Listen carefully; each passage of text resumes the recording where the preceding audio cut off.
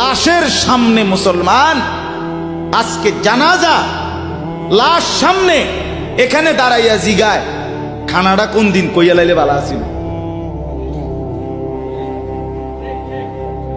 কি আহা আহা, মানুষ কার জন্য শিক্ষালেন? এই মানুষগুলো তারা আজকে জিগায় খানাটা কোন দিন করবে। 4 দিন না খানাটা কি সোমবারে করলে ভালো হয় না মঙ্গলবারে করলে ভালো হয়? কদ্দুর অনবুঝ করে লাইলে ভালো আছিল।